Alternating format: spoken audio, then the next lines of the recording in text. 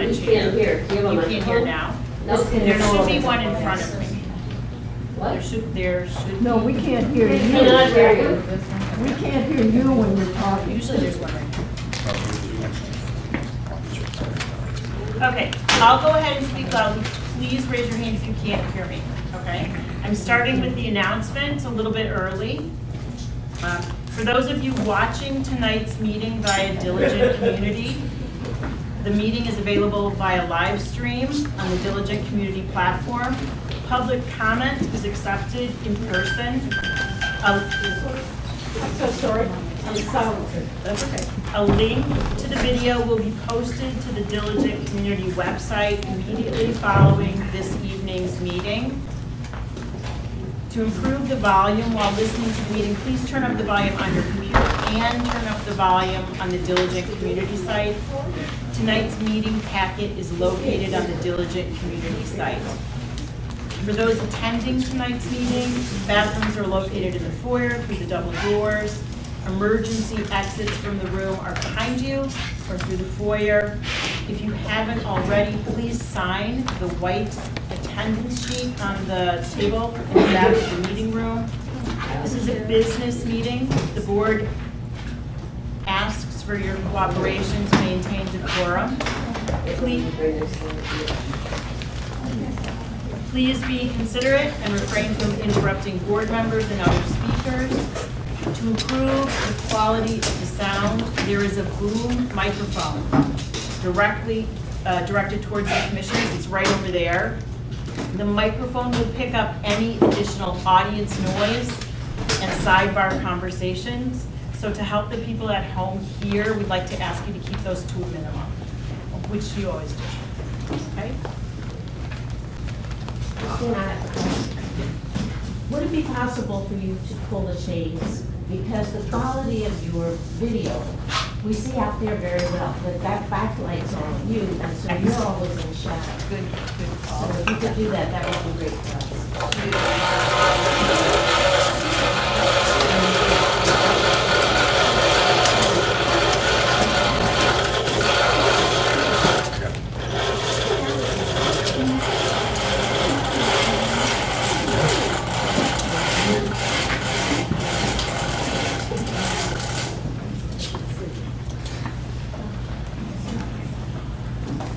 Okay, calling to order the July 5th, 2023 special board meeting at 6:02. A roll call, please. Commissioner Hemmings? Here.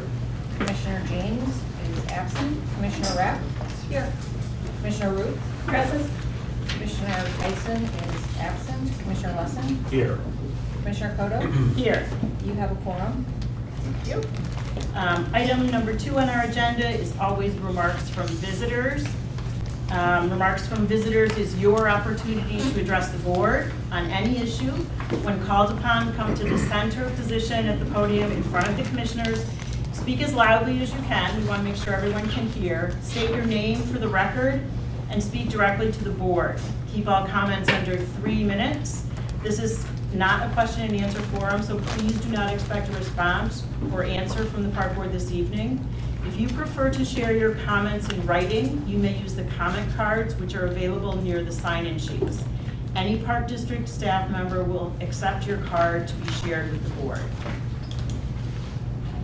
I'd like to start with the front row. If there's anyone who'd like to speak, please raise your hand and come forward. John, thanks. My name is John Root, and I am a resident of Winnetka.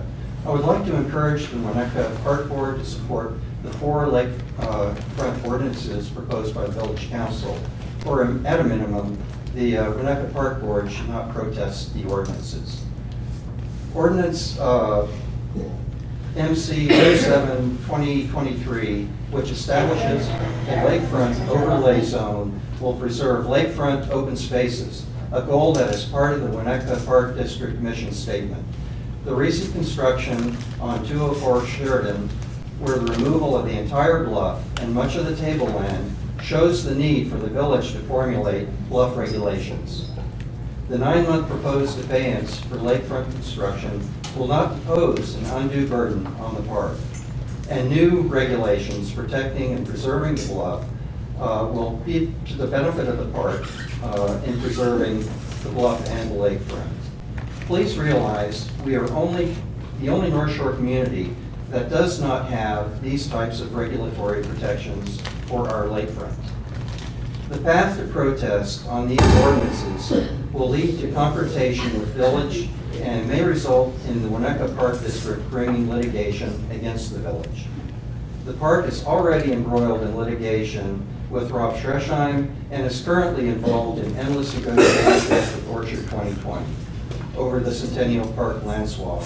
The last thing the Park District needs is to initiate court proceedings against the village. All of these conflicts need to end. The Park District should seek mediation with the village, Rob Schresheim, and Orchard 2020, and find a settlement that the parties can live with and that will advance the interests of the residents. Thank you.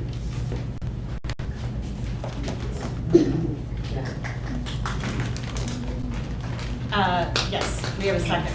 We're going to hold the applause till the end if you don't mind. I know many of you want to applaud. I think we have a lot of speakers. Good evening. Randy Whitchurch, 143 Fuller Lane. I have 4 questions for the board. Why have you consistently misled us on the need to relocate the stormwater pipe at Elder Centennial? 2, why haven't you published the consolidated budget for the cost of all 3 phases of the Centennial Plan? Actually, I know why you haven't. Because the cost is likely to exceed $25 billion and would cause a collective stroke in this community and an emphatic rejection if it was put to referendum, as it ought to be. 3, why, especially after seeing the clear-cutting exercise and bluff destruction at 205 Sheridan, have you not immediately terminated the land swap agreement and invoked eminent domain to require 261 Sheridan and protect the south end of Centennial from a similar fate? 4, why can't we do what Kenilworth did and clearly communicate to all Winnetka voters the real alternatives for improving Elder Centennial? Ask them what they want done with their tax money and quit relying on 8-year-old, unprofessional, and statistically irrelevant surveys currently being used to just justify your reckless development plan. Your lack of transparency, obfuscation, and unwillingness to seriously consider other less expensive alternatives to improve Elder Centennial is exactly what the village is proposing the ordinances being discussed this evening and tomorrow at the village council meeting. I fully support the village's proposed ordinance to provide oversight on any and all future development plans along the lakefront and to protect our parks from an unresponsive and out-of-control park board. I would like to Can I have the next speaker raise your hand? That's fine. Go ahead, Ann.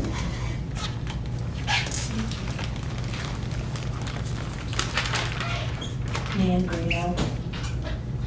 Is this working? No, can't hear you. No. Is it now working? No, No. never works. Does it need to be turned on?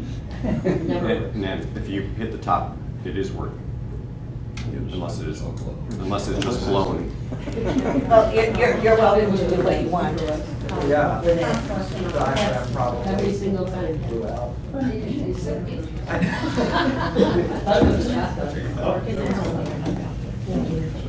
Nan Greeno. Maybe still Be a can't little hear you. closer. Yes. There you go. Nan Greeno. There you go. I know and admire quite a number of you on the park board. And therefore, it makes me sad to say that my experience over the last, God knows how long, year and a half, that you have not been a user-friendly board. I spent my 4 years on the village council, I think getting a good education on what it means to be serving on a Winnetka public board. And the first rule is put your personal hobby horses away in a box and leave them alone until you get back off the board. Then you can pick them up and play with them again. It also makes me sad to see that you're about to jump the time-space continuum by protesting something tonight that hasn't even occurred. I don't see how you can possibly responsibly protest something when you haven't done any actual study. There it goes again. Have you studied? It's gone. There's a button on top of the whole. $100. There you go. Study? No. Hold it down for a minute. Study? Nope. No. There you go, it's on. You got it the first time, second time. When you can't have done any responsible study on these topics, which are complicated and which are involved with alternative of zoning and other kind of regulations, and if you've been doing that kind of study, it sure hasn't happened in a public forum, which it needs to happen in order for the park board to even consider protesting something, which as a Arm again. Okay, listen to the microphone. okay, is it on? Press it and hold it, I'll tell you when it turns green. You're good. Go ahead. Apparently I've turned it green. No. The microphone. They can't get it on tape. When you can't possibly have done the study that it would take for these complicated projects. So, again, you jumped the shark to be doing this kind of emergency meeting on something that hasn't occurred, which you haven't studied, and I'm going to suspect don't really understand. Thank you.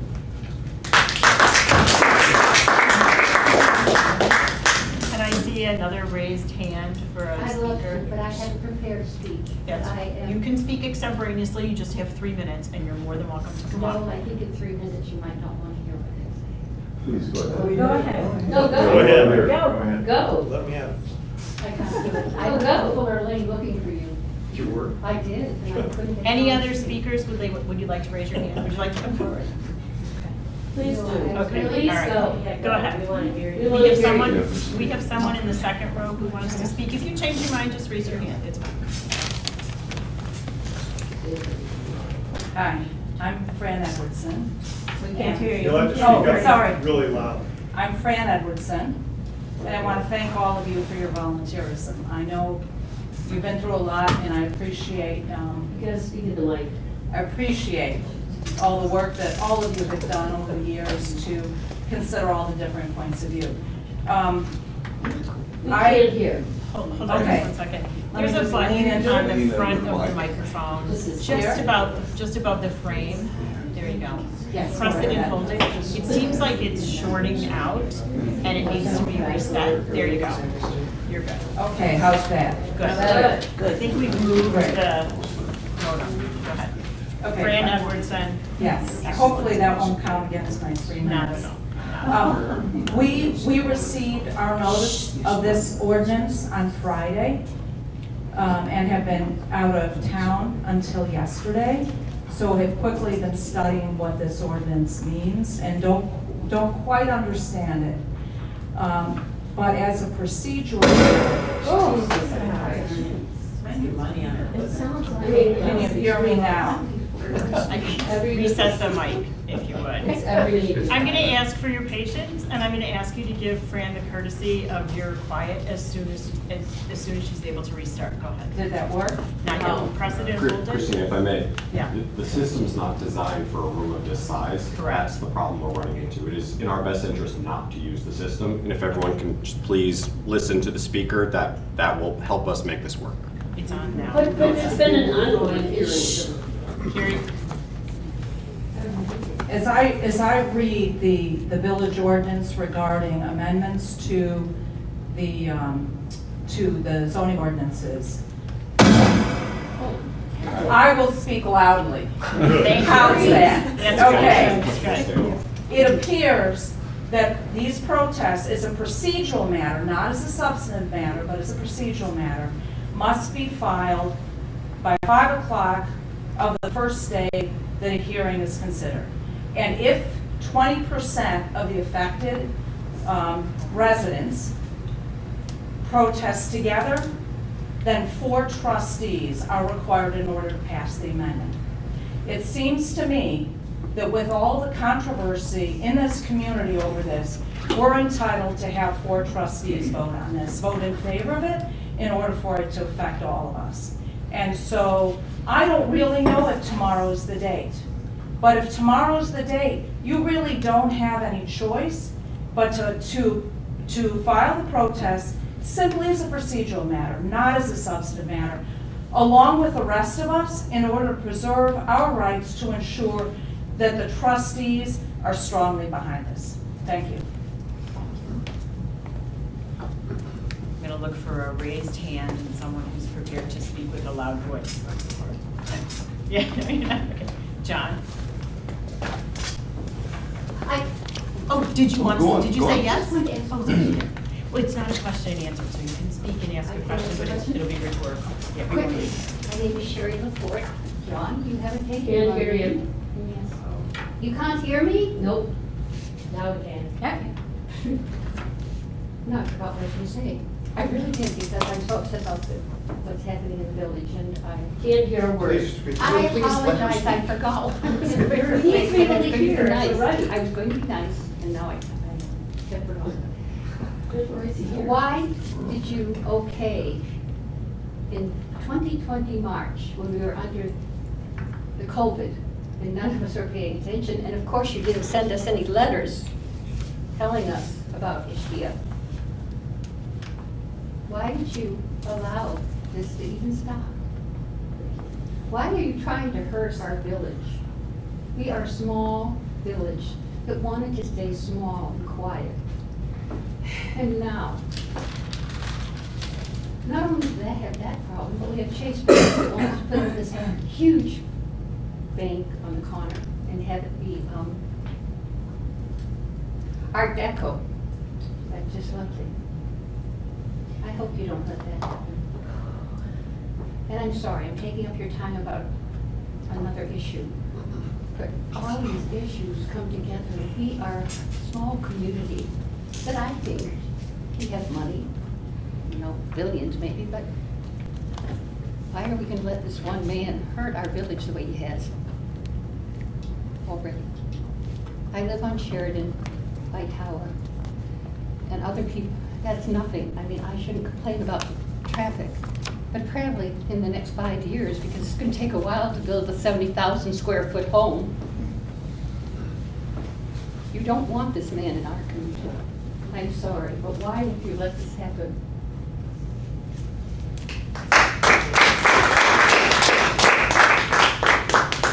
Can you answer that, please?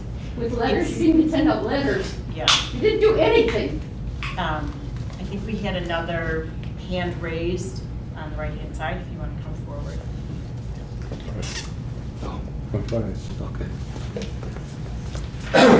John Edwardson, and I'm a resident of 301 Sheridan. I am not going to insult you as a former CFO of a major company and CEO of bigger companies to say that I know more about your budgeting and cost estimates than you do. I am sick and tired of hearing this from people behind me. And if I were you, I'd be tired of it as well. It's just appalling to me. What everybody is accusing you of, the village is now doing to those of us who live on the lake. We got this notice. Nothing about what they are trying to change has been sent to us. And yet, if we don't file a protest by tomorrow before the meeting begins, our vote doesn't matter. So I don't know who is railroading whom, but it gets old. And so you've got to do something. You are elected by the people to do what you are doing. The city wants to take this away from elected representatives.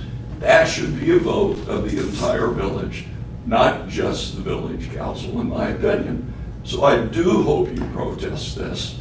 And this whole thing is just a stalling effort to further delay what's not been done for the people who want to use the park and the beach at Elder and Centennial and nothing more. And it's, you know, it's been going on for years. So thank you for listening. Any other raised hands in this row? Please move forward. I'm going to move back to the next row. We're not finished up. That's okay. Go ahead. Good evening. I'm Joe Dooley, 849 Sheridan Road, Winnetka.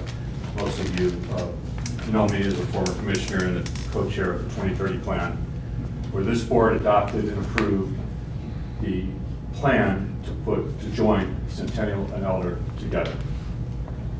When I was on this board, sitting where Christine was, the village of Winnetka Board of Trustees, I think Nan might have been on the board at that time, also passed a comprehensive plan for the village of Winnetka. And in that plan, under what's called acquisition of open space or additional parkland, they talk about parks, and they say, in that plan, we will cooperate with the park district to acquire additional properties, especially in the following locations, only if they become available. And number 3 is the east side of Sheridan Road between Centennial and Elder Parks. The Village Board of Trustees is on record as supporting, cooperating with you to join Centennial and Elder beaches. And that is what you are in the process of doing. When they gave you notice to a board of elected commissioners, just like they're elected, you're elected. You have your own taxing authority, bonding authority, governing authority over the park district, and they come in and tell you by notice, not by a phone call, not by talking to the director of the park district, not by talking to any of the commissioners, to tell you, we're going to babysit the park district with an overlay district, and it's up for a meeting on July 6th. We hear that we should study it before we protest it. Study what? Their ordinances came out Friday after 5 o'clock, and they're going to talk about it tomorrow night. How do we study it? What you need to do is protest this. This is the overlay district. Within the ordinance says the park district or the local government will retain its ability to govern their land in their district under the overlay district. However, if any of those public pieces of land in the overlay district become private, they will be regulated by the village. So all of this fancy language is a village board coming in to shut down the joinder of Centennial and Elder by saying, if you do a land swap with Mr. Ishbia, we're going to make that once public land, the 70 feet of public land that you're going to give him, we're going to make that a private regulated land and make it really uncomfortable for him to do that land swap. It's a backdoor way of trying to shut this down, something that they approved in 2020, something that you have approved, and you have fought very hard to get it along the way as far as you've gotten it. People might be mad at Ishbia when he's done to the bluff and all that. That's not anything that the park district did. That's a private landowner doing something under the village control. They already have their ordinances and their regulations to tell him what to do, and they are letting him do it, or they're making him pay fines for not doing what he's supposed to do. That has nothing to do with you. You should protest when a village government comes in and says, we have more power than you. We're going to oversee you. The park board doesn't need to be overseen by the village. And we have cooperated in the water project here, given them golf courses. We cut the village green, which is their property, for years. We've maintained the playground, the cenotaph. There's a lot of things that we do in cooperation with the village over the years, and then they come at you with a notice to tell you they're going to overlay the park district beachfront. That is wrong, and you should protest it and keep the plan going forward on the swap. Thank you very much. Thank you. I'm Christine Schriesheim, and I would like to point out that legally, as far as parks are concerned, a land swap is different than an acquisition. I'm concerned that the park district's efforts to oppose the village council's work, and that's work on behalf of the entire community, via sensible ordinances that will preserve and protect our lakefront. These efforts by the Park District are short-sighted, and they will reduce Winnebago's desirability as a place to live, denigrating our property's attractiveness, potentially depressing the majority of our home's values, and driving people away. Access to Lake Michigan beaches is a major selling point for Lake Michigan communities. Today, the Park District is supporting certain real estate interests focused on a small number of Winnetka lakefront property owners exclusively. That threatens to turn our community into the haves and the have-nots, those who have property by the lake and those who do not have property by the lake. The latter are at risk of seeing their property values deteriorate as Winnetka gains an unfortunate reputation as a town that does not respect the public's right to access public beaches and encourages building projects that could cause bluff removal and/or collapse while permitting physical structures on the beach that restrict its full enjoyment. Our neighbors have taken steps like those now proposed by the Village Council to ensure their bluffs and beaches are protected, enhancing their community's attractiveness and home values throughout each town, not just certain streets and locations. Should Winnetka fail to enact the proposed lakefront protection ordinances, it will be harder to market our houses if and when we decide to sell, unlike communities who value all homeowners equally. Those communities will be able to promote their towns as friendly to newcomers who expect safe building codes and well-protected lakefront access.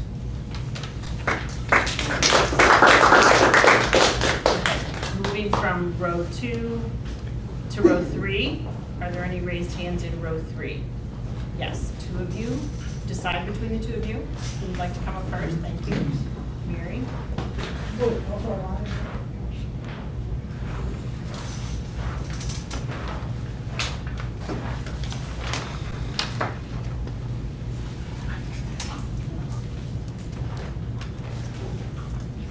Good evening. My statement is really very simple. The mission statement of the Winnetka Park District is simple and straightforward. The Winnetka Park District's mission is to provide leisure opportunities while protecting assets, natural resources, and open space to benefit present and future generations. The mission of the Winnetka Park District is not to destroy bluffs. It is not to sell or trade existing open space, nor is the mission to enclose and seal off the beaches. The southern neighbor at Centennial Park has shown us the scope and the scale of his designs on the bluff and the lakefront.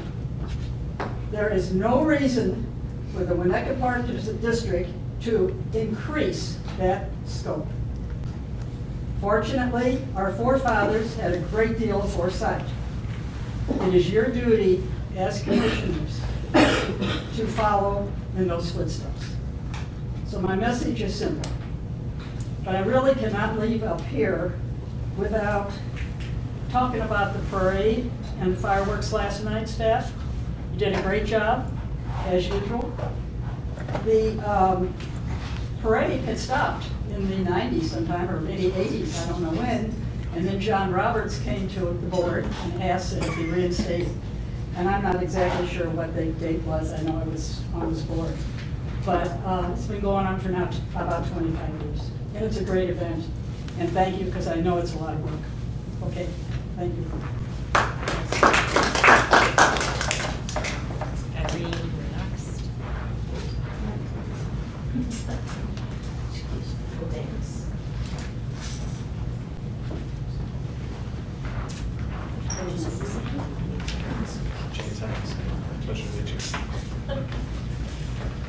I'm gonna try the microphone.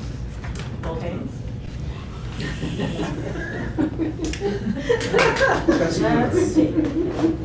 What's Press and the hold first? until you see the green dot light up. Press and hold until you see. Yes. Go. Can you hear me? Hold it really close. Can you hear me? No? Tap it. That's okay. That's okay. All right. I think they've turned the speakers off, Irene, so go ahead and speak in your loudest voice. Okay. So much for that. Hello? Hello? Is that work? Yep, it's working. Okay, go. Take advantage, go. Okay, here comes my teacher voice. Okay? Can you hear me? Yes. Yes. And you can hear me.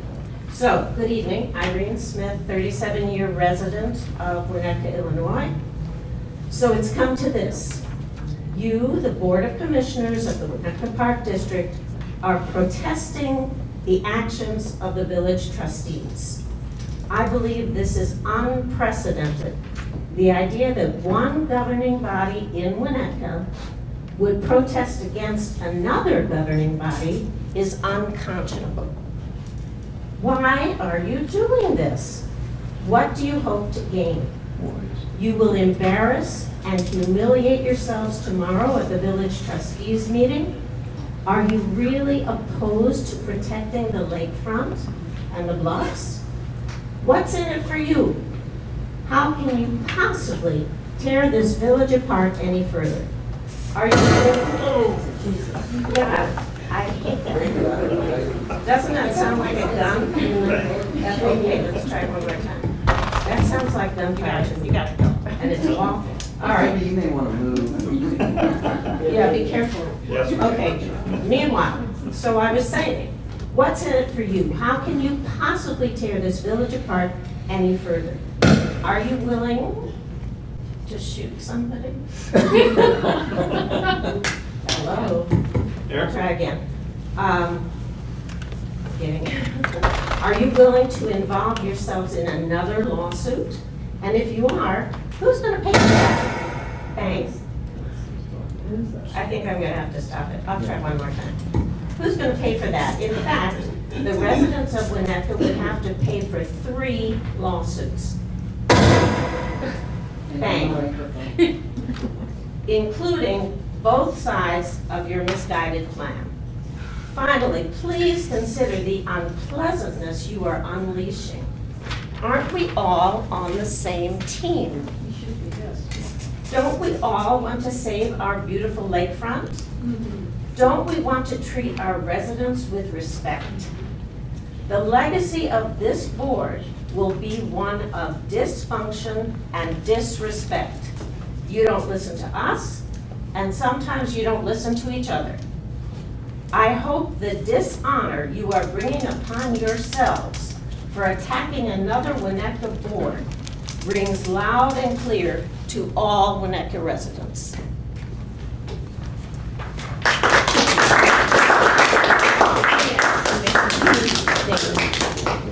I'm looking in the third row for another raised hand. If anyone in the third row would like to speak. Susie, you're usually a speaker? No? Okay. Anyone beyond Susie? Okay. I'm looking in the fourth row. Angie, come on up.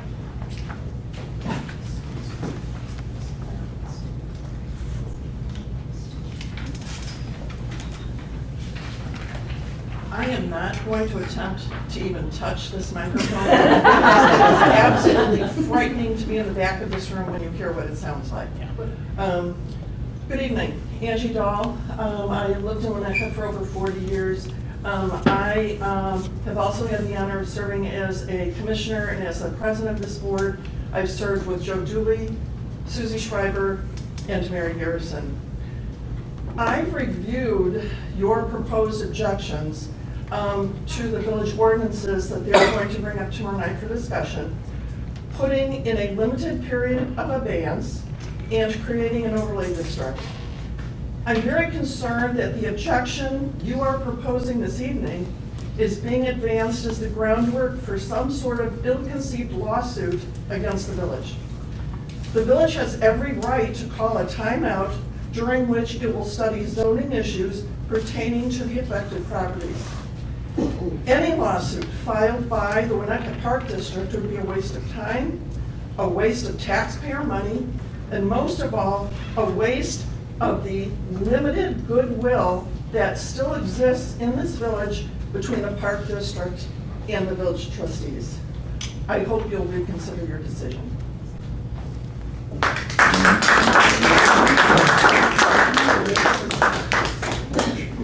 So on my way up, I'm not using it as my 3 minutes, but this microphone, you cannot hear from home, and we need to buy a microphone, and we spent $840,000 on legal bills, so buy a microphone, I think it's $200. How do I turn it on?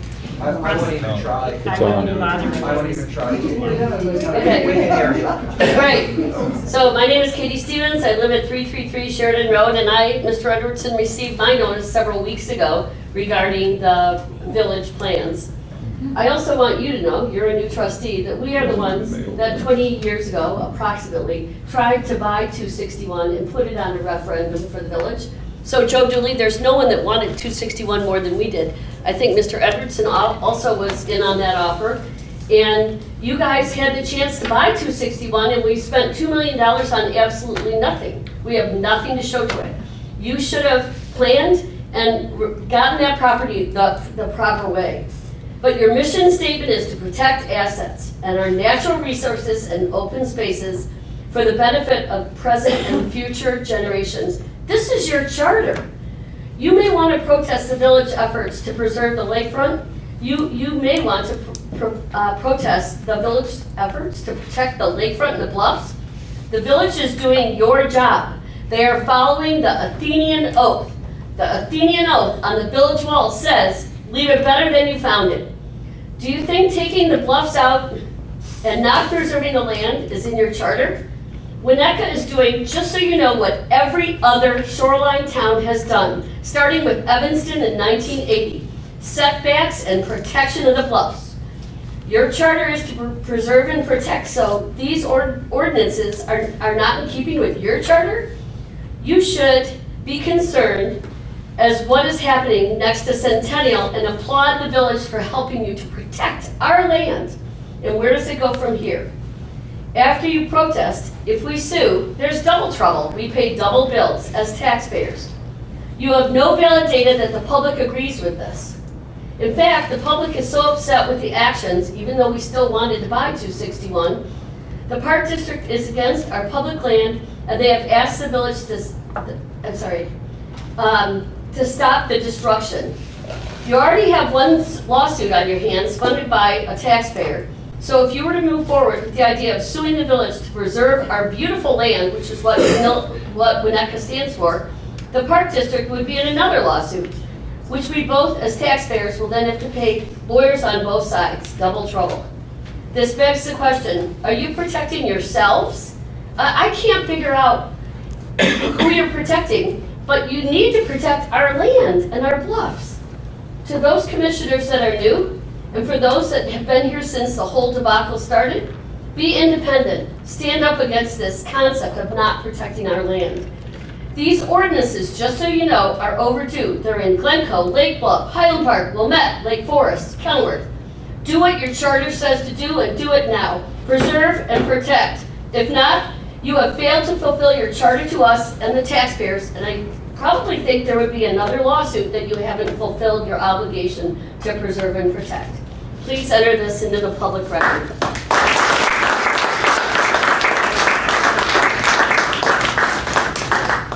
Is there anyone in the back row who would like to speak? Please raise your hand, sir.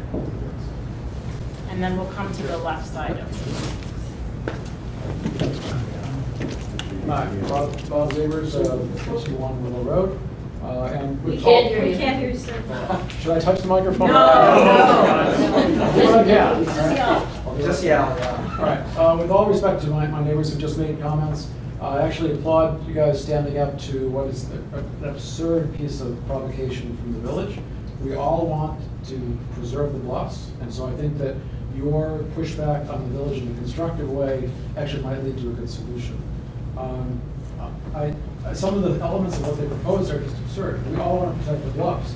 But the steep slope ordinance, if you've been to Lake Forest Beach versus being to Winnetka, and you see the variation in heights, it's incredibly different. So, I mean, you deal with 10 steps up from the lake or need to have a funicular. It's steep slope is motherhood and apple pie, but it's not practical in terms of our community. And we should protect the bluffs. Look at the other part of it, what they proposed. No trees or plantings over 3 feet. As a park district, please push back on them and tell them just to get a clue. If we want to preserve bluffs, last I checked, planting trees is what stops erosion. So how can they propose that? They don't have a clue what they're doing. They're just being provocative. They're doing something that is clearly motivated by a few individuals. Those of us who've been here for a long time still want to preserve the bluffs. There's a reasonable solution that fits the topography of Winnetka that can be achieved. If you have to threaten litigation, so be it. I'm sure many of our neighbors are going to litigate this thing on the other side. It's an absurd piece of legislation that will never get passed because of so many elements of it. I'm not a lawyer, but to preserve the bluff, usually you do things to reinforce bluffs. This is what communities all on the waterfront all around the country are doing. I'm chairman of an environmental group. I really care about this. I really care about the environment. What they propose is absurd, and it won't pass any legal test. So let's just get on with it, get them to do something rational, push them if you need to. Other lawsuits are coming. Let's preserve the bluffs, let's recognize Winnetka's topography, and not just focus on one landowner. I'm not in any way affiliated with that landowner, I really care less. There's a whole bunch of other property, and a lot of us who have been here for a long time don't want to see more tear downs. What they're doing is forcing everything that's made of wood that's on the lake will rot. Do we want that? Do we want more Leo Bureau homes all made of stone? Do we want more tear downs? Do we want more billionaires to move in? That's the legislation that should pass. If you want some compromise that respects people who've been in for a long time, you should promote this because it's unconscionable, some elements of what they've done. The purpose may be meaningful, but if you don't push back, who will? And by park districts around the country, Winnetka doesn't take a stand against planting trees to preserve the bluff. So thank you for doing that. I know this is a difficult conversation. But again, some of us are applauding your actions. We don't want to spend any more money, but if you don't push back now, it'll be much more money. Sir, I did not catch your name. Could you please tell us your name again? Z-A-B-R-S, Zabors. Thank you so much. Thank you. I'm just going to repeat that if there's talking in the background, number one, it's disrespectful to the speaker, and number two, it makes it very hard for the people at home to hear. It happened all through Mr. Zaber's conversation, and it's disrespectful. I'd like to see another raised hand, and please come forward.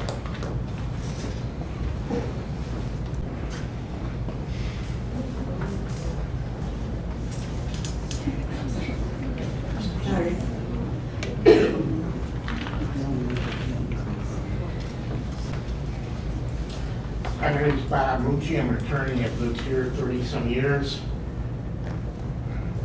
Served on 2 municipal governments, 1 year in the caucus, ran for state office. I'm a criminal defense attorney for 34 years. If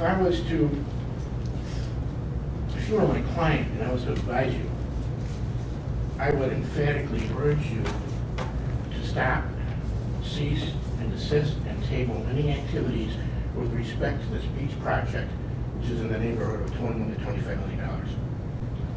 And number two, I would urge you to rescind the motion of spending $45,000, and I hope you haven't already sent it out, because I view that as illegal and unlawful and a void contract. I've done some research. I ask you to look at the Winnetka Caucus Council website. They repeat some basic principles which we need to look at. They talk about, after reviewing survey results and other input from residents, the major committees draft caucus platforms, which serve as guidelines for the 4 village boards. That is what you hang your hat on whenever you spend other people's money. The biggest thing you've got to be concerned about is having authorization to spend money that's not yours. So I ask you, where in the platform does it say you can proceed with this $25 million beach project? It's not there. It's nowhere. And right now it's mostly in the planning stage, but you did start and you did spend $45,000. And I listened to the tape and I saw another problem, which I ask you to rescind. And that is, before you took the vote, one commissioner advised you that the funds weren't there, that the funds that were allocated had already been spent. And you were all advised of that before you voted. Now, nobody stopped and said, well, let's look into that. Nobody has said a word, nobody questioned it, and within 10 seconds you voted to pass it. Now, you might have spent $45,000 that's outside the budget. That's per se unlawful. That's per se unauthorized. Now, I don't want anybody on this board to proceed down a path which subjects them to any civil or criminal liability. I think we can all avoid that. I think we can do that right now. We can fix this by just affirming that we're not going to proceed any further about going through with any unauthorized projects until we hear from the survey. The people of this community, in a democracy, they guide you. It says right here on the website that you got to take their comments into consideration. All of these people here, all their comments, you got to take into consideration. Are you going to get authorization from them? Are you going to get consent from them? I don't think so.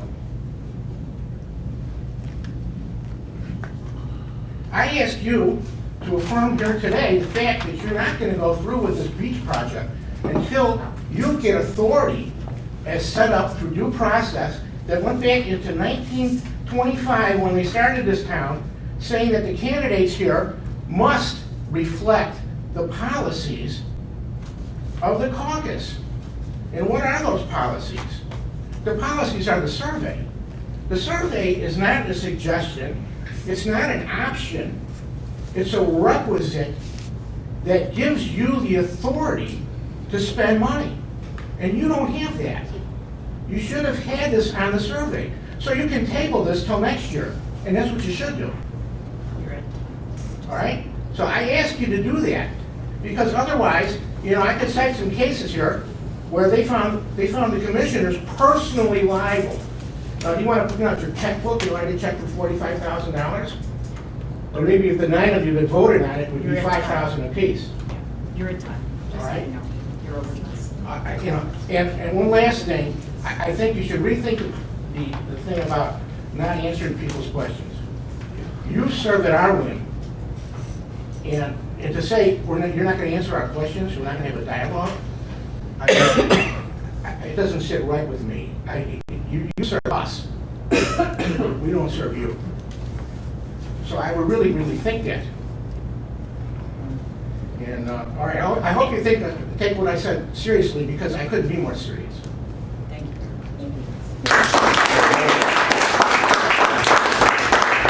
Are there any other raised hands here?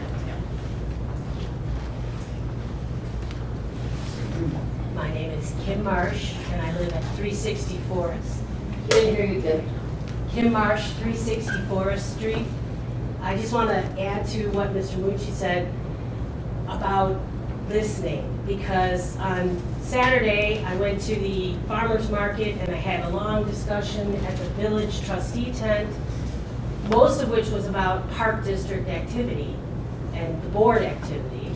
And there was no park district commissioners there to listen to what anyone was saying. And I think the lack of such an outreach, simply having a tent at the farmer's market like the village trustees do, manned by one person. There were 2 people there for a while and then 1 person. And there was maybe 5 citizens talking to them at any given time. I was there for about an hour walking around. It's just a sign, kind of like not answering questions, of you don't have to address what our concerns are or what our questions are. You hide behind the no answering questions in this format. You don't go to the farmer's market. You don't meet privately with people when they request it. And it's just not a good way to operate. It's a sign that you're not willing to hear what people have to say. And so I would ask you to have a tent at the farmer's market. Seems like a simple thing. My other point, which I've noticed by attending most of the meetings for the last 2 years, is an increasing lack of civility by board leadership toward other board members who ask questions. And I find that to be very troubling. And I think I held back on saying something because I thought there'd be some new leadership, and at last week's meeting, or whatever the last meeting, there was a scolding for a simple question. And I think that that demonstrates that the leadership is not willing to hear other people's questions and points of view because they don't align with whatever the person leading the meeting thinks. And I think that's a disgrace. And I think as we throw napalm into this situation that's already very divisive, that we still need to adhere to rules of civility amongst those of you who are sitting here, especially the new people who haven't seen the last 2 years of people at Hubbard Woods listening to, all that contention and Mr. Ishbia speaking and all of that, and dividing our community. And, it's just really too bad. And I think maybe we need to call upon Professor Epitoff to come back with his PowerPoint on how boards should behave, on the ethics of board governance. He gave a very nice, succinct presentation. Maybe we need to invite him back and have that presentation presented once again to this board so people can hear what he has to say. Because it was a good presentation and we might learn from it again. Thanks. Thank you. Is there anyone else that would like to raise their hand who hasn't yet spoken, who would like to speak? We would like to move on to item number 3, which is new business. Our attorney, Adam Simon, is with us. He will proceed to give a brief overview of the proposed zoning ordinances and then provide an opportunity for board questions. Thank you. So the village is considering 4 separate ordinances. And whether or not the Park District elects to take a position needs to be decided on each separate ordinance, because the village is taking 4 separate actions. 2 of them are related to each other, but there are 4 separate ordinances. Sequentially, they are first to adopt a text amendment to the zoning ordinance to create a lakefront preservation overlay district and use regulations within that district. Second is to adopt a map amendment, change the village zoning map to put certain properties within the lakefront preservation overlay district. The properties that would be put into the overlay district would be only the village and park district controlled or owned properties along the lakefront. It would exclude any property not owned by the village or park district along the lakefront. The third ordinance being considered by the village is a moratorium that would halt the acceptance of any applications or the granting of any permits for a 9-month period for any work that is proposed to be performed within the steep slope zone or 40 feet back from or away from the lake, 40 feet back from the steep slope zone on tableland. The last ordinance they're considering is to adopt a text amendment to define what is a major or minor amendment to an existing special use permit and what the approval process is for a major or minor amendment to a special use permit. So before I proceed, I want to make sure we all are on the same page as to what the 4 changes that they're seeking include. So far, so good? All right. Let me evaluate each one in turn. First, I'll discuss the text amendment to create the Lakefront Preservation Overlay District. This ordinance essentially regulates uses based on the ownership of the land. It does not regulate uses based on the impact of the use. It regulates uses based on the ownership of the land. land that is currently owned by the Park District can be put to a use allowed by the underlying zoning district. So in the underlying zoning district, if it says a single-family house is permitted, the Park District could build a single-family house. However, if that property, which is currently owned by the Park District, it becomes privately owned, the same property cannot be used for the same purpose. It is regulating the use of land by the ownership of the property instead of the impacts of the use. Illinois law says that is not allowed. Illinois appellate courts have said specifically, Excuse me, Counselor, I thought what you were doing was giving us an overview. I didn't know that you were going to give us a legal presentation. I'd really like to hear an overview of what is being proposed, not your legal argument on why it is or should not be implemented. I don't know how the other commissioners feel, but I really want to hear what you have to say about a summary.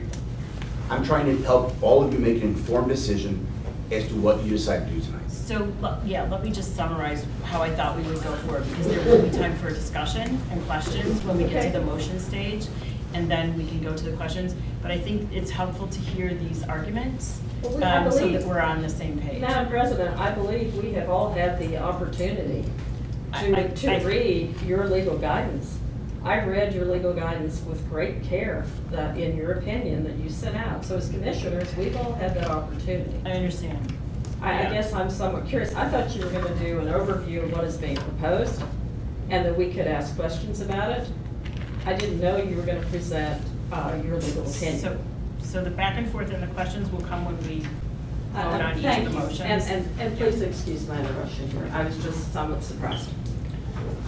So, sorry, excuse me.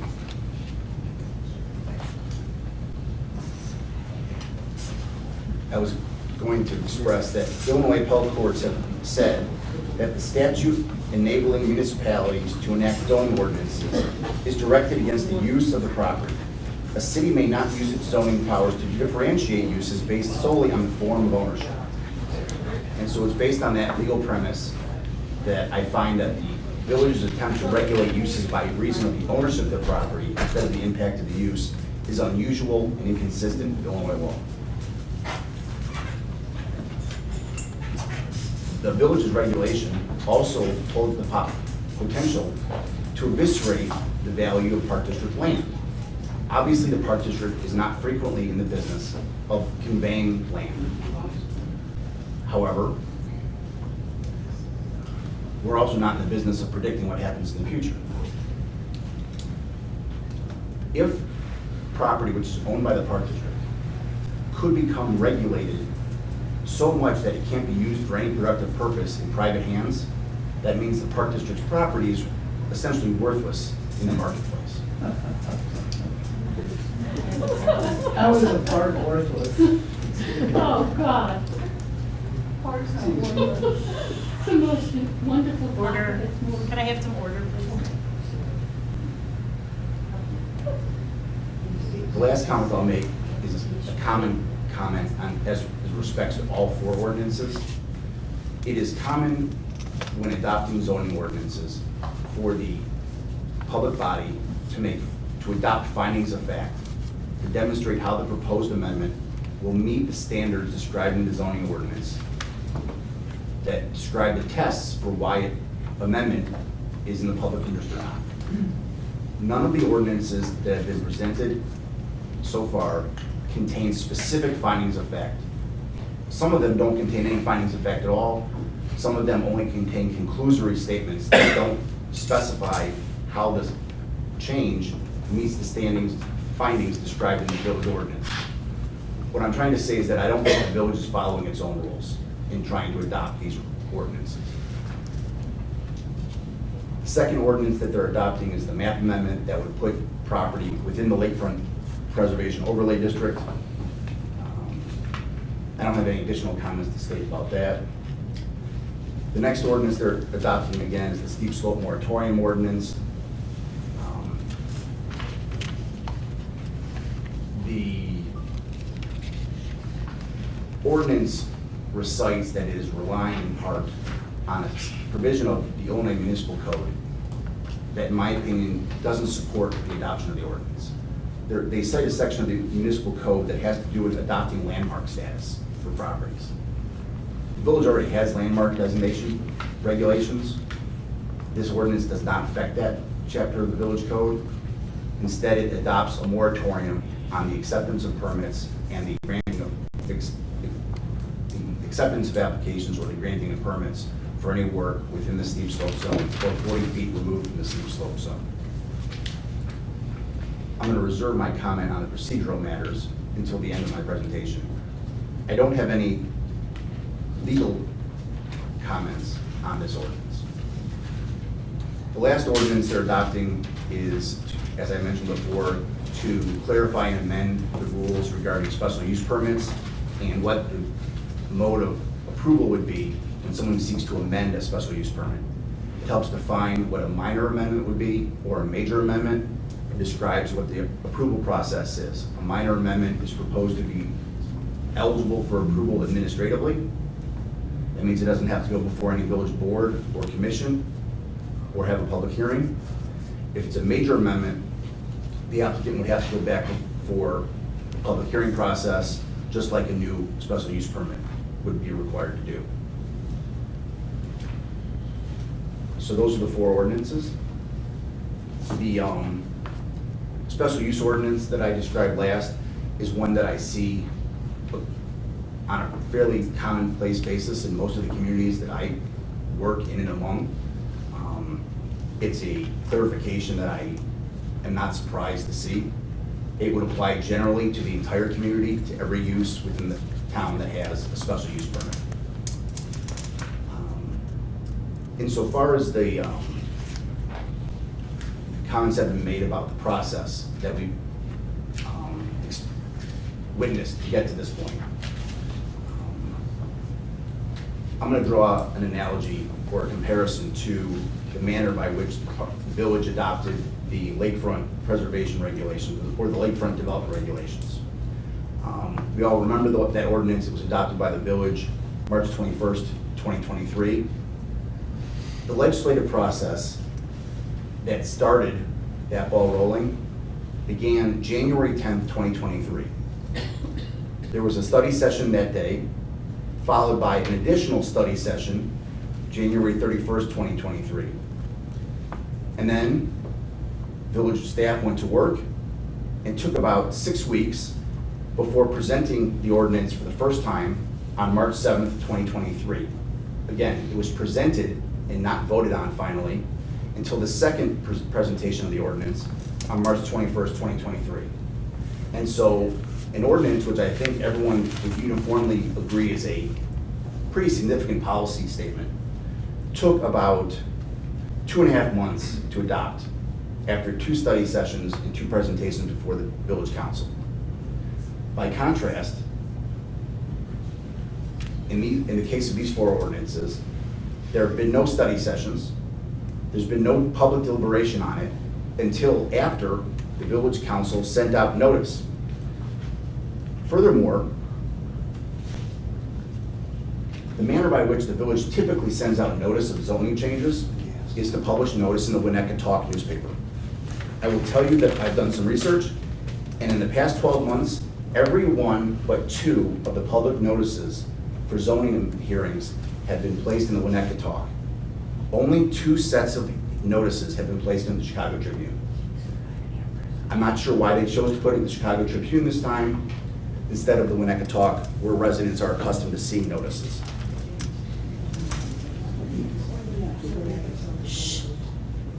Friends, carry on.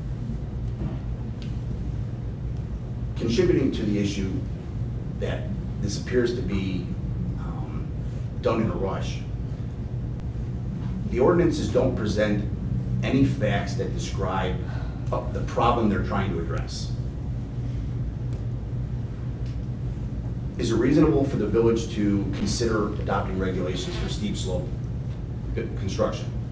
As has been mentioned, many other communities along the lakefront have adopted steep slope regulations. So certainly it's not hard to say it's unreasonable for them to consider that. But they haven't identified what problem they're trying to solve. They haven't identified that there's a series of construction problems causing damage to private property. They haven't demonstrated how neighbors are harming other neighbors' properties. They haven't presented the reason, the foundation for adopting these rules. The lack of an ordinance is not an emergency. Damage to public property, damage to private property would be an emergency, and we haven't been given, so far, any factual foundation for adopting a moratorium which would freeze any building for 9 months. Let me go back to the analogy I gave with respect to the lakefront development regulations. As I said before, those regulations were considered, studied, and completed in about 2.5 months. A significant village ordinance affecting all development along the lakefront took 2.5 months to adopt. Nonetheless, the village is suggesting they need 9 months to study steep slope development regulations. Everyone has said that all the other communities along the lake shore have adopted these regulations. What is the likelihood that the village is going to simply take examples from the other communities and copy them? Do they need 9 months to study this issue and adopt the rules when it took them only 2.5 months to adopt the lakefront development regulations? I think it's reasonable to ask them how long they really need and whether they need 9 months. It's also reasonable to ask where the evidence is that there's a problem that needs to be solved. So that concludes my report. I would remind you again that each ordinance stands on its own. I will describe once quickly the protest process. The village code says that in order for properties affected by proposed zoning amendments to file a protest, they have to do so before 5 p.m. on the evening of the first time the matter is presented to the village council for consideration. I had a conversation with the village attorney, and the village attorney confirmed for me the deadline for filing a protest is at 5 p.m. tomorrow. If we don't file a protest by 5 p.m. tomorrow, it is the village attorney's opinion that we forfeit that right. Filing a protest does not require you to file a lawsuit. It does not require you to do anything besides file a protest. Filing a protest simply requires the village council to approve the proposed ordinance with at least 4 affirmative votes. That 4 affirmative vote rule applies no matter how many members of the council are present.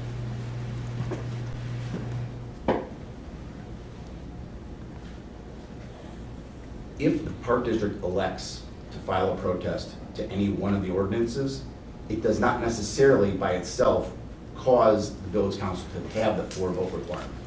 The village code requires at least 20% of the affected property owners to file a protest. The village will have to determine, based on how many protests they get, if they get any, whether or not the number of protests meet the standard required by the ordinance to determine whether or not they have to vote by that 4-person rule. Based on the presentation of the materials in the staff memo, there is an inference that the village council could be asked to vote with finality to adopt these ordinances tomorrow night. The normal procedure the village council follows is to present an ordinance at one meeting and to adopt it at the subsequent meeting. It's known as the 2-reading rule in plain English. The village code does allow the village council to waive that if there's unanimous consent from the council to waive presentation. So if there's 5 members of the council there, all 5 people have to agree to waive presentation and take up final adoption at the same meeting.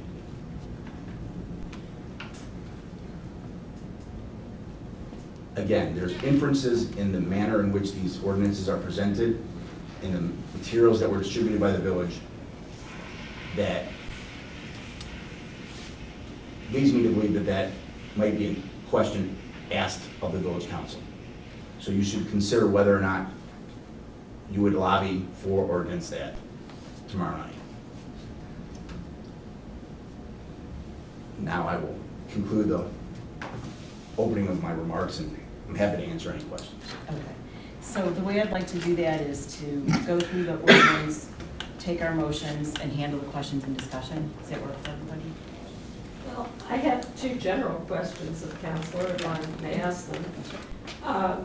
Mr. Simon, are you aware that Village Council started their discussions on their lakefront regulations back in December? And at the time that they started those discussions, it is my recollection that they said that this would be a cumulative process.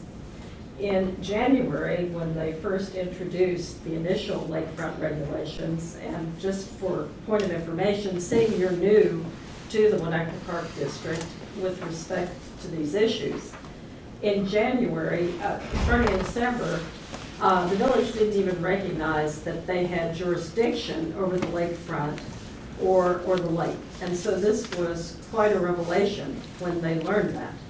In January, when they were introducing their draft regulations, one of the comments that was made by a former trustee who has since gone off the board and was an attorney, is that they would be looking at also bluff regulations.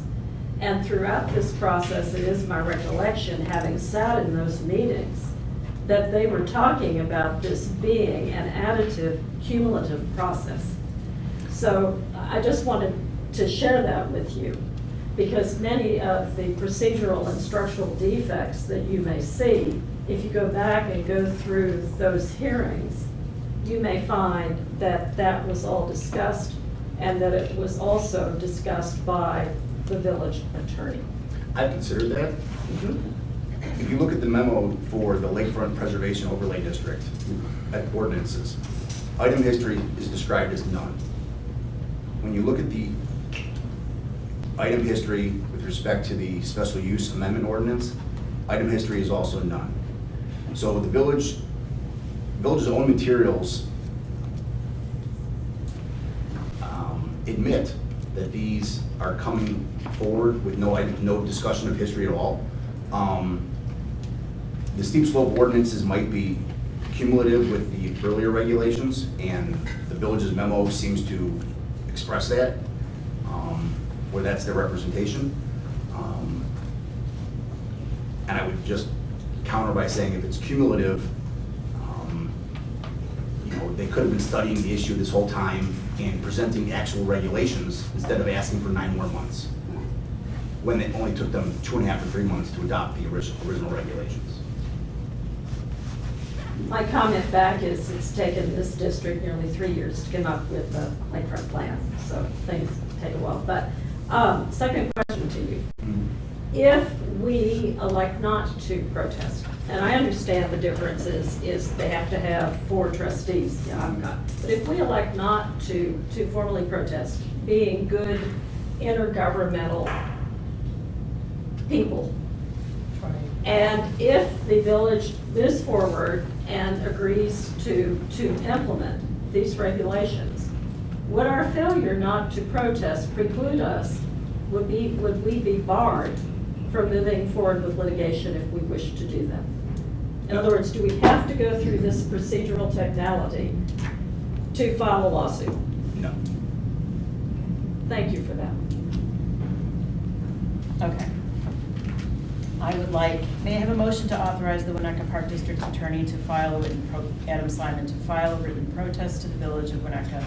Proposed zoning ordinance MC-07-2023, an ordinance amending the text of the Winnetka zoning ordinance to establish a lakefront preservation overlay district.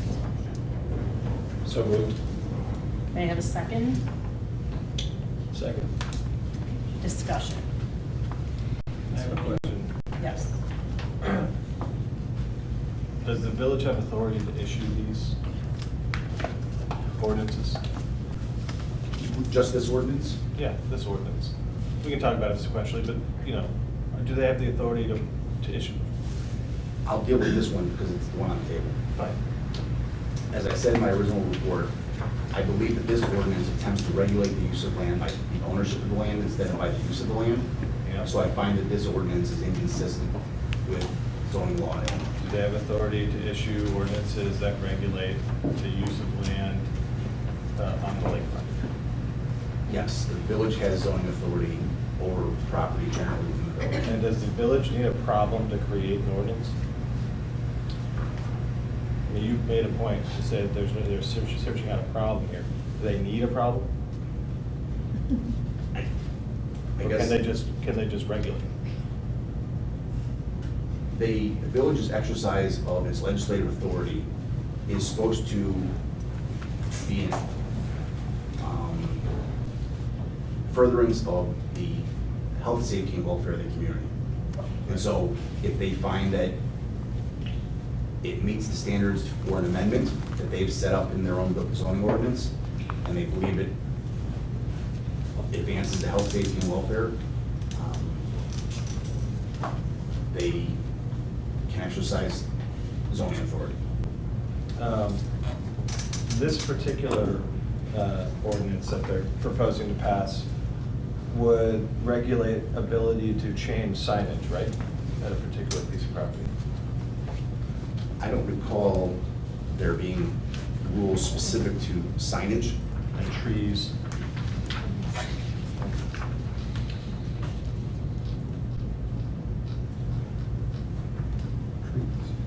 E1. It is, it's under E. E1, no new buildings, signs, fences, or other structures shall be erected or materially altered. You see that? Yeah. Right, so we can't change signs on Park District land under this ordinance, right? No, that is not how this reads. Okay. This ordinance only applies to property if it becomes private. It only applies to property within the overlay district if it becomes privately owned later on. Fine. So if there is a piece of property that changes hands, this is what that affects, is that right? Correct. Okay. And it's the same with trees as well? This ordinance only purports to regulate activity by a private owner on property formerly owned by the village of the Park District. Okay.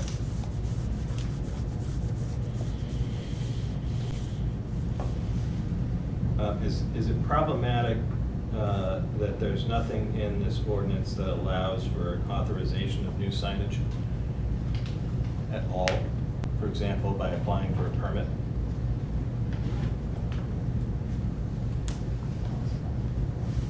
Just from a legal perspective.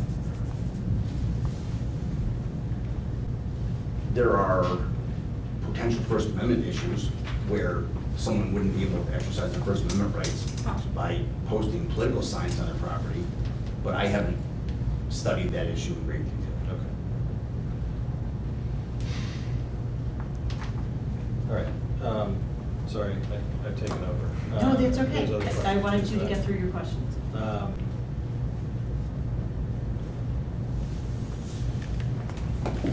Have there ever been other ordinances in this town of the village issuing an overlay district on Park District land? I believe there's only one overlay district currently enforced by the village. It's covers part of the C2 zoning district. Okay. So I don't believe that covers any current Park District property. Okay.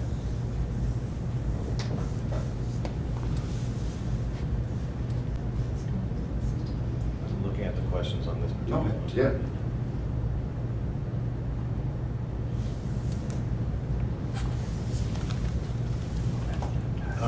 Are you aware of any contractual or legal obligations that we have to file a protest? No. That's all I had.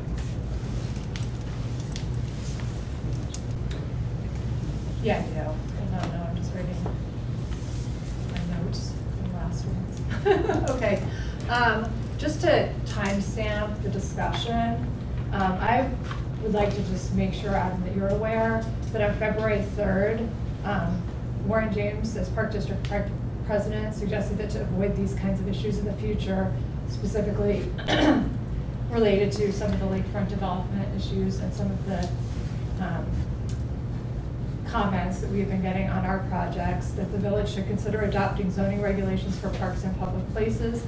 He said if Centennial had been properly zoned, a lot of the headaches could have been avoided. So personally, I see some of these actions by the village as an attempt to assist and be helpful to the park district. I know that at times commissioners have also expressed concerns that the village has not been doing enough to protect their lakefront properties, notably the street ends, which are also covered in this overlay district. So I just wanted to make sure that you were aware of public comments that park district commissioners have made to the village, because I do think that some of these regulations and proposals are an attempt also to be responsive to us and work with us. Can I just clarify? Park district land right now is zoned residential. And our expectation and our hope was that it would be zoned for park purposes. And that would clarify that. That's not Christine, necessarily what this is Christine, doing. Yes. Your last two sentences. Oh, sorry. You're turning your head down. Park district land right now is zoned as residential, which is unusual, and it should be zoned as park. Sorry, I'm gonna stand up, I'm gonna raise myself up a little higher. Park district land should be zoned as park, and then it clarifies a lot of issues. That's not what this is doing. Lakefront, This though, I is- would suggest is a subset of park. They're making it a subset of park. So- They're making it a subset of park. But my And- point is that people have been in the village as park district commissioners, reflecting positions on zoning as early as February 3rd. Correct, but not this position. Not this position. This is different from the position that Warren was discussing. I don't know. Yeah. I mean, I quoted what was in the talk from his comments. Right. So we had not previously discussed it in a meeting, but people Yeah. did present it to the village council as a concern of the district. Yeah. And the village is being responsive to that. Yeah. The parks are currently zoned residential because the village wanted to have greater control over the parks. They should have been zoned parks, which would have limited their use. They are now going to be zoned in a special overlay district, which is different from residential and different from parks, but be zoned specifically by their ownership as opposed to by their use. So I would argue that this is pointed and that this is discriminatory. Discriminatory. Can you repeat? Sorry, I would argue that this is very pointed and that this is very discriminatory. That this is pointed specifically to the sole remaining project that remains to be permitted, which is the development project efforts of the Park District. I believe it is very specific and pointed to us. Can I say that I sort of agree with you, except for the fact that they've created stringent regulations on what they call regulated property, right? Which is what I was just going through with Mr. Simon, which is there's property that is envisioned by this ordinance that may change hands from park district to private ownership, and there are special regulations placed on those particular parcels of property. And so I'm not sure that it is totally and entirely dedicated to really restricting park district activity.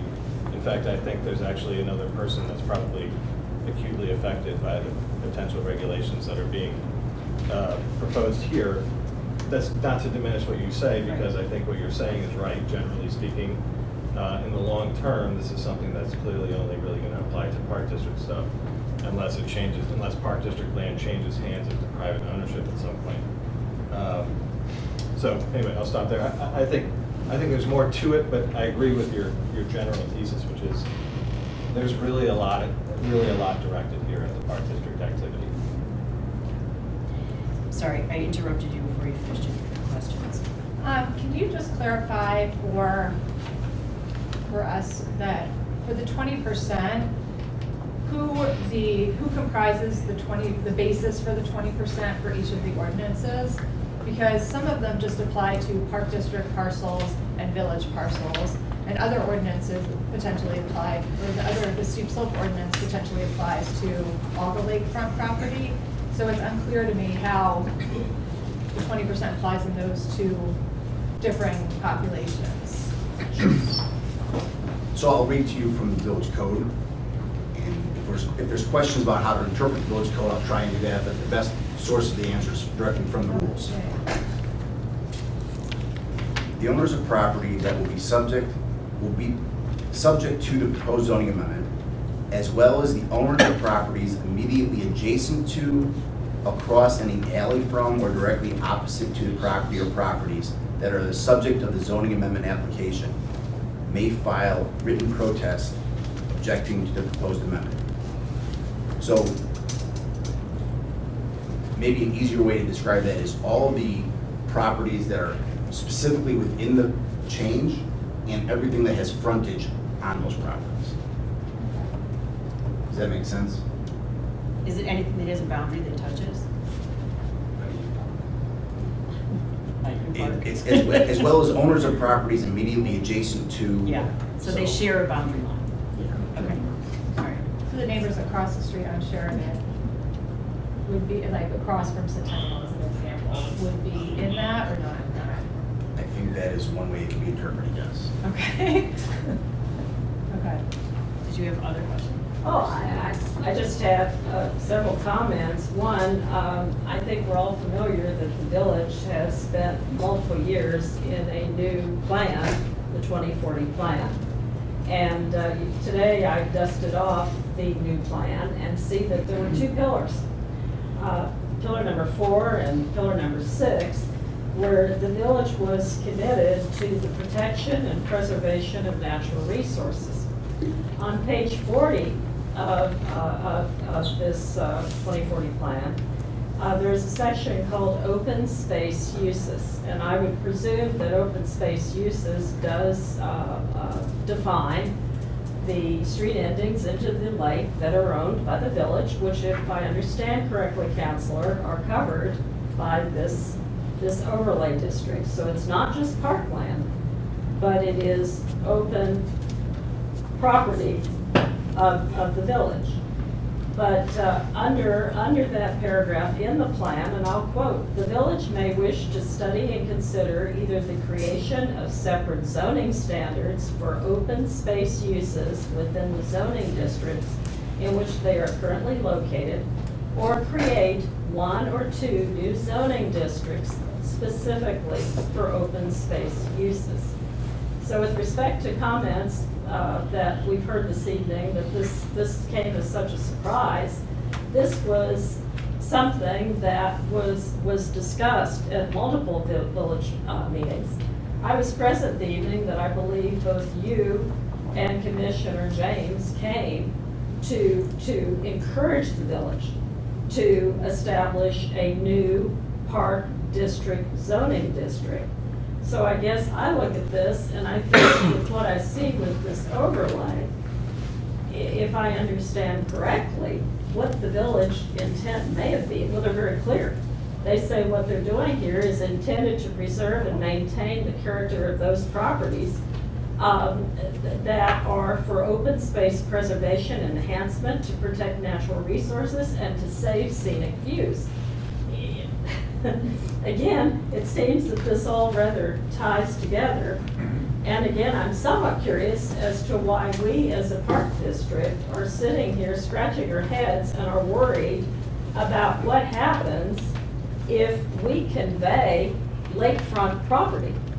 I thought we as a park district were in the business of acquiring open spaces, not selling and conveying it. The one exception was our property exchange agreement where we were doing an exchange. I understand that. I guess my question tonight, in looking at some of the participants in the room, is there another transaction of which not all commissioners may be aware, where we are intending to convey another or exchange another portion of our lakefront property? Do other commissioners, are you aware of anything? If my comments were what spawned that, I apologize. I didn't No, actually, your comments were. I didn't mean to. No, James. Look, I No, don't know anything, of course, but I'm looking at this from the perspective of whether or not we should lodge a protest on something that will exist not just tomorrow, but into the future, right? And so, who knows what happens in the future, right? And so that's, I think, the lens that we need to look through to take a look at whether we got to file a protest, not just whether something is on the horizon today. And Counselor, can we always, should this pass, is there not an opportunity to seek a variance in such an unusual situation where we needed to sell, exchange, convey lakefront property? I don't think the process to allow that would be a variance. It would require an amendment to take the property out of this overlay district. Okay. So let's assume that we all want to preserve open space. The village can accomplish that goal in a more direct way, in a way that I think is more consistent with Illinois law. The village can adopt a zoning district for all publicly owned land and say, these are the uses allowed. If someone were to sell that land, it would still remain zoned for public use. And the prospective owner would have to apply for a map amendment to change that zoning district. That would be the conventional way of limiting the use of land owned by the public for a limited number of uses. This regulates the same property and allows different uses depending on who owns it, which is inconsistent with Illinois law. There are more direct, more simple solutions to this problem than what the village has come up with.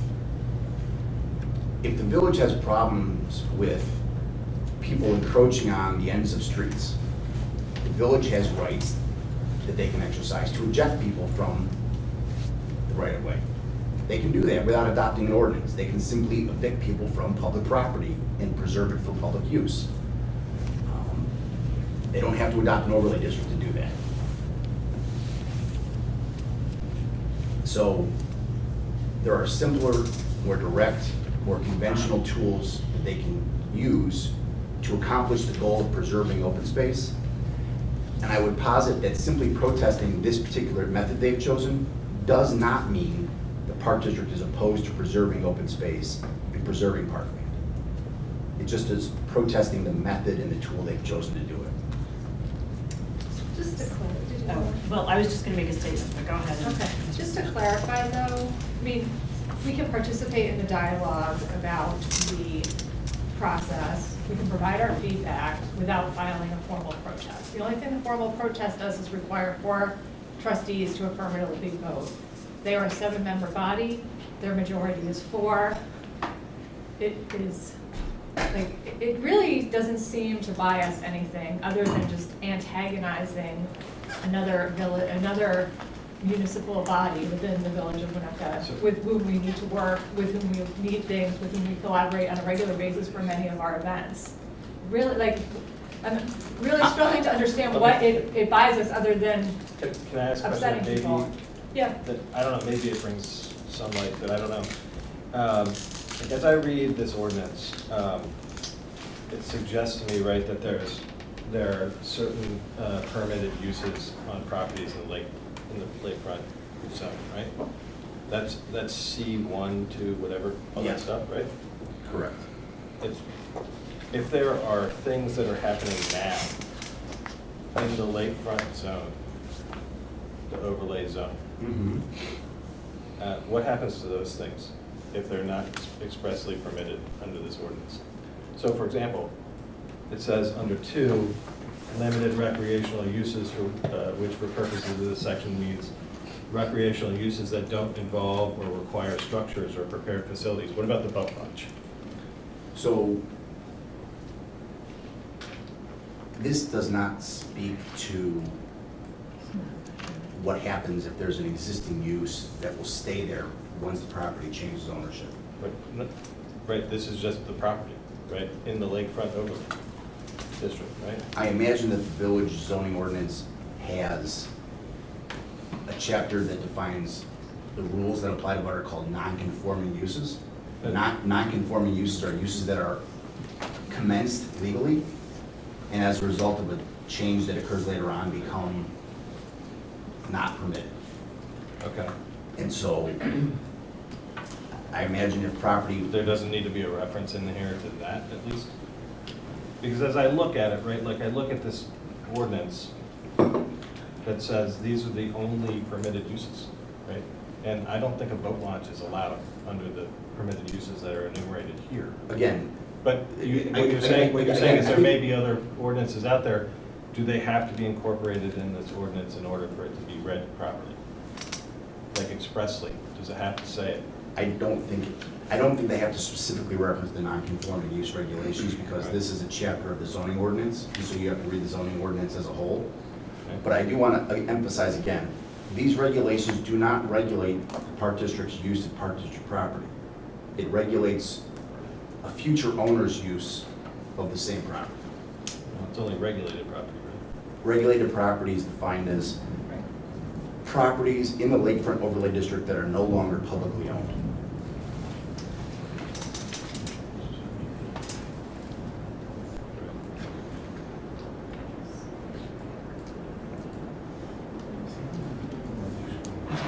I just have one statement. I just have one statement. I feel like this is targeted towards us. And I feel like it constrains our activities, and I feel like it's hasty. And I feel that we have not had enough time to judge since the final wording came out on Friday night.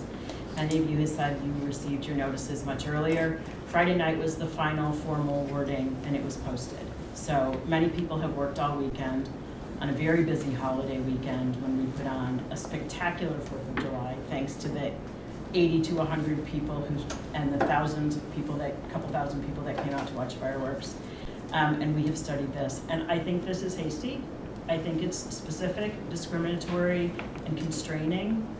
And as a matter of principle, I would protest. I don't think there's much teeth to a protest, but I think it's fair to say, wait a minute. We have spent a year gathering feedback on our plan after we pulled our permits. We would like some time to study this. We would like some time to opine. I'm making a motion to call the question. Do I have a second? Second. Can I have a vote, please? Roll call. Commissioner Henning? We are voting to protest or not protest. So a yes vote will be. On ordinance 1? On ordinance 1. Yes. Yes.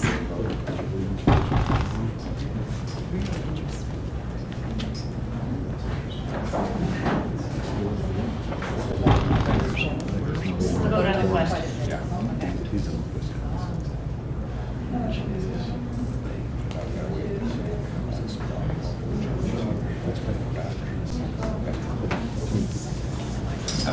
Eric. That's why they're doing it.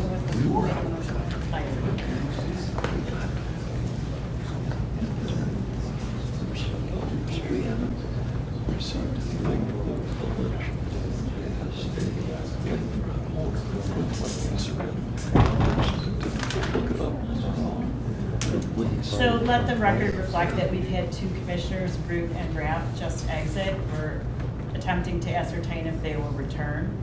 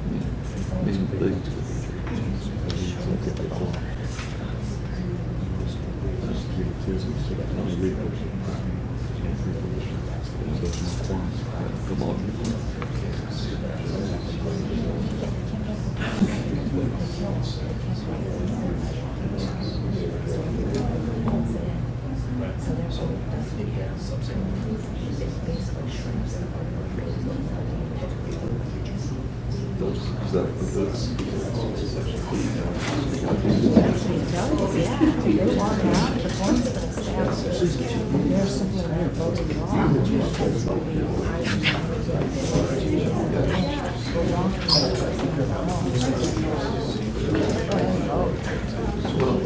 Or will they do that?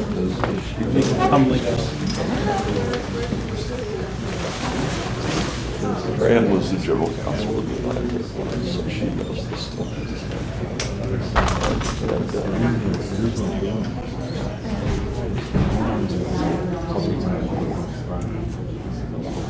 So I am sorry to announce that the two commissioners who have left have announced that they will not be returning. We no longer have a quorum. We're no longer allowed to conduct business. Is the meeting over? So may I have a motion to adjourn? No, they can't. Can they break the quorum once established? I don't know. For municipal, is that? Ask So in corporate law, once a quorum is established, you can't break a quorum by walking out of the room. Is it different than for municipal law purposes? Yes. So am I correct, Adam, that we have to adjourn? But they could still vote against filing a protest.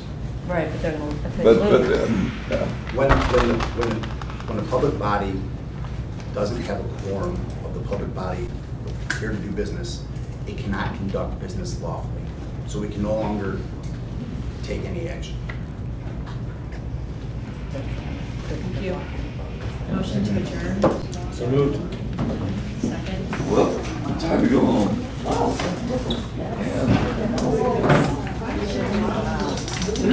Just missed it.